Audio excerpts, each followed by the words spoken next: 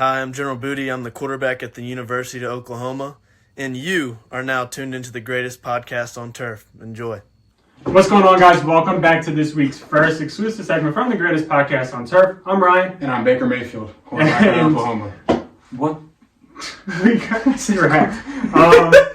We got our weekly waiver wire episode. It fell off a little bit from week one. We got some guys that are still out there that we should have been picked up week one, but they're still, not owned that much in that many leagues. So we're going to talk about them here.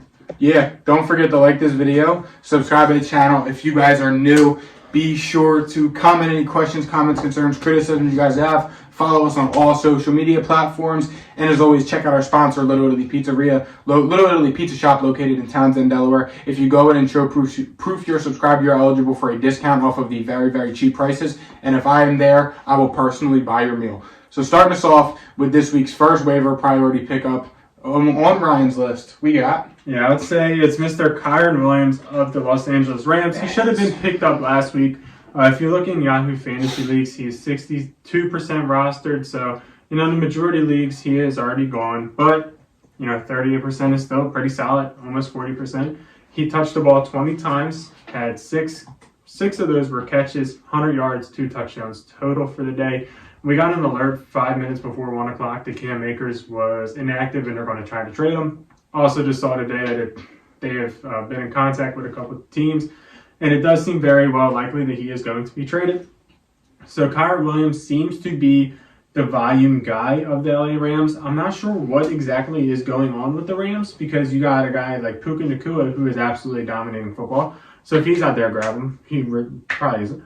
Kyren Williams, a guy who also, there's no way this guy was drafted heavy. I mean, he's from Notre Dame, but I highly doubt this guy was drafted heavy. And Puka Nacua, a guy that wasn't drafted heavy. And they're just out there playing good football. Not sure how they're doing it, but it's working, and we have to buy into it at some point. Puka Nacua is, at this point, an every week starter, especially in PPR leagues.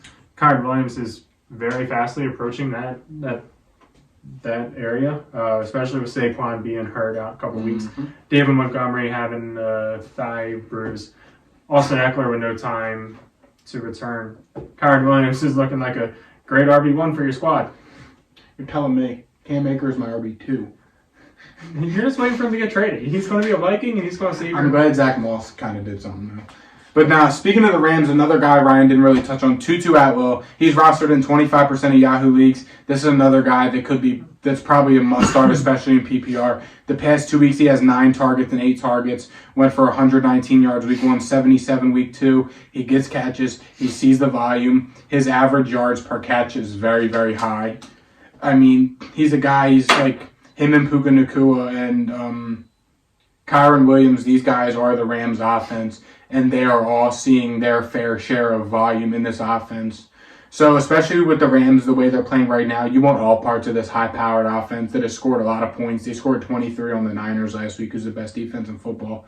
So, I mean, you want all parts of this offense right now. Very surprising to say. I didn't think I'd be saying that a couple weeks ago. But yeah, Tutu Atwell, go ahead and grab him. He's only rostered in 25% of Yahoo League, and that's definitely going to go up this week, after this week.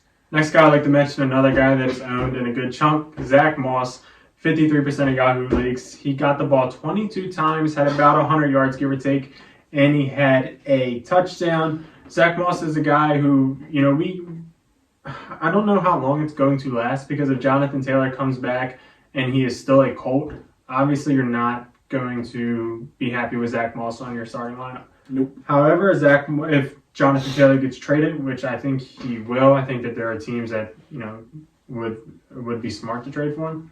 Zach Moss can be in for a great fantasy season. He's not the most explosive guy in the world. He is not going to, technically this week was a really good week. He had a touchdown and 100 yards, but he's not going to do that often, especially with Anthony Richardson at quarterback. Anthony Richardson is going to steal rushing touchdowns from him. He did get a concussion last game, which helped out Zach Moss. But if you want a solid, RB2 for your squad, I think Zach Moss can be that kind of guy for you that can get you about 20 touches a game, that can get you – he's like a worse version of James Conner, I would say. Nothing exciting, but he's going to get you touches, and he can get you touchdowns because he is a goal line back. Yeah, and the next guy I'm going to talk about is a tight end. The tight end situation for fantasy football has been weird this year. Yeah. I mean, what? Did Mark Andrews do anything yesterday? Did he even play? Yeah, Tutty and okay, probably 40. So, I mean, Kelsey and Mark Andrews when they play, obviously. But after them two, Kittle's been all right. Goddard has been down. Kyle Pitts sucks. Waller's been okay, and Evan Ingram's been okay. Yeah. So that's when Dalton Kincaid steps in. Now, he's probably going to be a little harder to come by. He is rostered in 77% of Yahoo leagues. But if he's out there in your league, I feel like you have to get him. Just to have him. Could use him as a trade. You could use him as a trade target. I mean, he has 10 targets over 2 games. He had 6 versus the Raiders, 4 against the Jets. He had 43 yards against the Raiders this past week. And he's seeing volume. The Bills are making it a point to get him involved in the offense. They're running a lot of 12 personnel, 1 running back, 2 tight ends. They have Dalton Kincaid operating out of the slot. So he's running a lot of routes, and he's getting targets, and he's seeing the volume on the targets. And it's only going to continue to go up from here as the Bills start to get in the swing of things more and start to bounce back. Started off on the right foot, 38-10 victory versus the Raiders yesterday. So I'm all in on Dalton Kincaid. I was all fantasy season. If he's out there in your league, get him. He's a consistent start, especially for PPR. He's been good for at least 9-10 points the past 2 weeks in PPR. So if he's out there, go grab him, especially if you're like me and you're stuck with Kyle Pitts or Dallas Goedert and you're kind of just like, there's a lot of inconsistency and not a lot of productivity going on. So go ahead and grab Dalton Kincaid if he's available in your fantasy football league. Another couple tight ends you can look out for. One, Sam Laporta. He's owned in a good percent of league, so yeah, he's kind of similar to Dalton Kincaid. But 2 veterans I would like to mention. One being Hunter Henry, 55% owned. Past 2 games, he's been very solid for the Patriots. 1 touchdown in each game, about 5-6 catches each game, about 60 yards each game. If he, does that, he's going to finish as a top 5 tight end.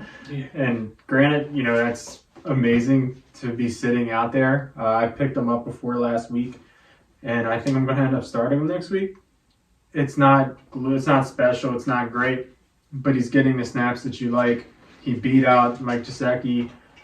He's the man in New England at tight end. Another tight end, another veteran guy, Zach Ertz. Yeah. Right now he's getting great usage, and he's doing great in PPR terms. About 10 points a game. Been pretty solid. Trey McBride is there and does look all right. So you want to look out for that. But Zach Ertz, could be a decent veteran pickup for you. Was that your next one? Yeah, I got 1 more to talk about. All right, cool. I have 4 more. I don't know how we did that. I'll keep this one short and sweet. Obviously, you guys know Saquon Barkley is expected to miss at least 3 weeks with a sprained ankle. So go out there. They got 2 running backs. I know they have a rookie on the roster, but it looks like it's going to be Matt Breida and Gary Brightwell.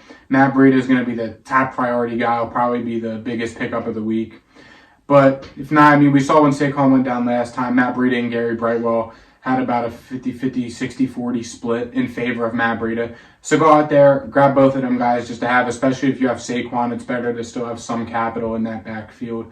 Or if you're down a running back and you want to go in for him, like if you just lost an Eckler, Saquon, Cam Akers. There's guys out there. Go grab Matt Breida or Gary Brightwell. The next 2 guys I would like to mention are Tank Dell and Nico Collins. Yes. Both popped off this week. I just traded for Tank Dell. Tank Dell's was in the 4th quarter, a bit. Nico Collins had, was this his game? Yeah, this game. 7 receptions, 146 yards, and a tutty. You really can't beat that. Nope. Coming from a guy like Nico Collins. Granted, the game wasn't that good. So CJ Stroud had to throw the ball 47 times. Had to throw the ball 384 yards. QB1. We can kind of expect that from the Texans because they're not good. But, these numbers are a little bit inflated. Tanked out 7 catches, 72 yards, and a touchdown. I believe his touchdown came really late. Yeah. But still. Charity. Yeah, but still, he's a young up-and-coming guy for a Texans team that's going to be behind a lot, that's going to be passing a lot. So, yeah. Nico Collins, Tank Dell, I would prefer Nico. And I think in deeper leagues, I would pick up Tank Dell. Yeah. You don't have any more left, do you? All right, cool. I'm going to go on a little ramble here.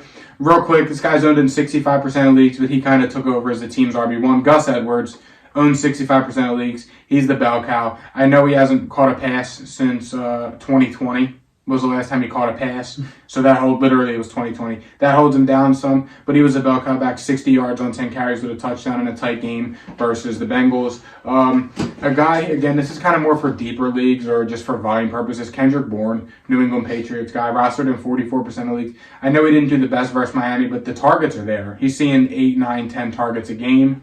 The snaps are there also. He is on the field Yes, every single play. especially with Demario Douglas getting benched yesterday. Kayshawn Booty not really clicking. Just guys like that. Him and Mac Jones are boys. They've been since day one. They work out together all the time. So the targets and the chemistry is going to be there. And I just have to say it. Top 10 quarterback who's still out there in all your leagues. Baker Mayfield. I mean, I was right. Career revival. Now, granted, Chicago blows. He's got the test this week. This week is the one. When he goes out and beats Philly on Sunday. Monday. When he beats Philly on Monday in Tampa, I was right. The career revival is complete, and I can now live in peace. And all jokes aside, though, that's going to wrap this up. If you guys have any questions about anybody to keep, drop, pick up, who you should use your priorities on, comment below, shoot us a DM on Instagram. I already got a DM asking if they should start. Somebody asked us earlier if they should start Kyron Williams next week. So I was like, yeah. Give us options. Yeah. So comment below what you guys think. If you need anything, like and subscribe, and we'll see you guys next time. See you. Peace.